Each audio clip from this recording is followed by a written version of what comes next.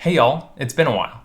This might be the first time you ever see this project. This was my M1 MacBook Air built into a lot larger latitude frame.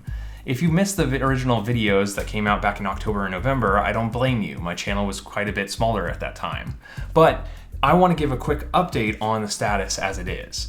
Now, for those that didn't watch the original videos, essentially what I did was I took an M1 MacBook Air, took it down to its bare parts, took out the motherboard, and dropped it into a lot larger latitude frame, updated the display to be a touchscreen 15-inch display, and dropped in the original latitude keyboard and connected it to the MacBook. It was a massive undertaking, and unfortunately the video didn't do quite as well as I had wanted it to. One of the problems that I've had as kind of growing my YouTube channel is there's a difference between the videos that I want to make and the videos that a lot of people seem to take on and watch, and that YouTube seems to share with a lot of people.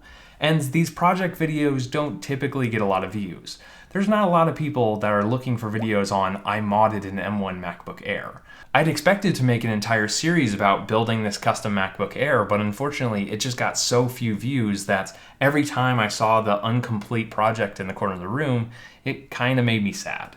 But after some time, I've decided to dust it off and give y'all an update of what has happened since November of last year. It's not a great idea to take a $1,000 laptop, drop it into a $50 laptop shell, and expect a good experience off the bat, which is why this has been largely gathering dust over all this time.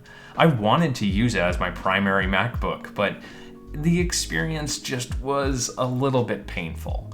The biggest reason for that was just how delicate it was. Since none of the pieces were really glued or screwed in place, there was a big likelihood that everything would kind of shift around as I moved it. Initially, the entire laptop was built underneath the keyboard deck, and so that the keyboard deck couldn't actually push down without compressing all the parts together. And that was nerve-wracking to say the least, and a terrible experience to say more.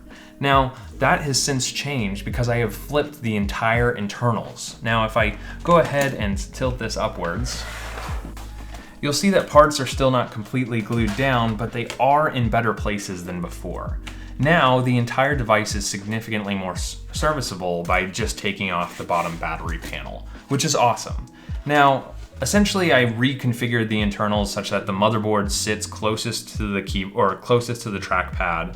The display controller sits closest to where the battery used to be, and the battery still goes underneath the whole thing. I don't love the idea of the battery sitting underneath all of this because generally it's a bad idea to have a battery in a place where it could hypothetically get punctured. Thankfully, I think I found a safe place that it's not going to risk that. Another big change was that I took out the massive USB-C dock hub that I had beforehand that had like 12 or 15 ports on it and replaced it with a smaller 3 or 4 port USB hub. The original seemed to be actually consuming power even when the MacBook was asleep, and in addition it took up a massive amount of internal space. So that means that I have less upgradability, but thankfully I have more internal space to do other things. The entire experience is significantly better in terms of actually using the device because now I feel more confident about putting the back panel on, screwing the screws in, and then flipping it open like a normal laptop. You might notice that it's got this cable hanging off the back of it, and that's for a specific reason. In the battery port, where there used to be 4 USB-A ports, now instead there is a dedicated cable that connects directly to the display. So now, in order to quickly switch between external displays with the external dock and the display itself, all I need to do is plug in or unplug this cable. This cable routes directly to the MacBook and this cable to the display, so when I want to connect the two together, I just do this. Which is not the best solution, but at least it works properly. This is a side effect of the fact that MacBooks or M1 MacBooks are unable to connect to multiple external displays. Only the M1 Pro and Max are able to do so, which is a terrible, terrible feature. Even the M2 MacBook Air cannot connect to multiple displays, which is just mind-numbing.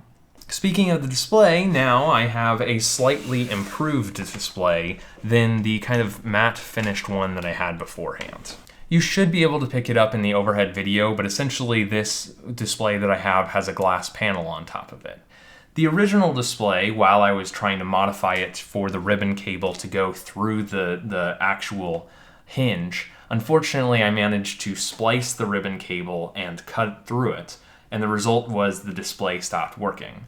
So in scrambling to try and have some solution, I took apart the external touchscreen display that I had used in my adding a touchscreen to a MacBook Air video from years ago, and it just happened to have the same sort of display connections to be able to drop into here.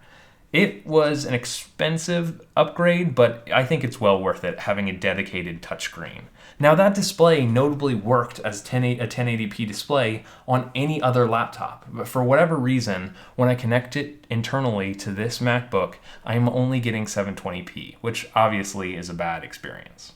My solution options here are either to replace it with a new display that's hopefully labeled as 4K and will at least be 1080p when it's connected to the MacBook, but there's not a lot of options for external touchscreens that are under like $300 or $400 for a 4K display. The alternative is just dropping a non-touchscreen in there, which, while I think it would be a better experience and it would probably be a higher quality display, it kind of defeats the purpose of having a built-in touchscreen inside a MacBook chassis. Altogether, the experience isn't perfect, but it is at least significantly more usable.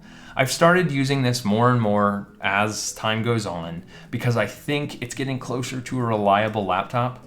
Obviously, it's still very delicate, so I wouldn't take it on a trip with me, but at least it does function, and I can connect it up to a docking station to get a full MacBook Air experience with all of the M1 goodness. I do have some big plans for this in the future, and I do want to make some big upgrades on it to make it a better experience, but you'll have to see those in a future video because they're going to take some time and effort. If you're particularly interested in that, let me know down in the comments because it will make me know that I want to prioritize this over many of the other reviews and other projects that I have waiting.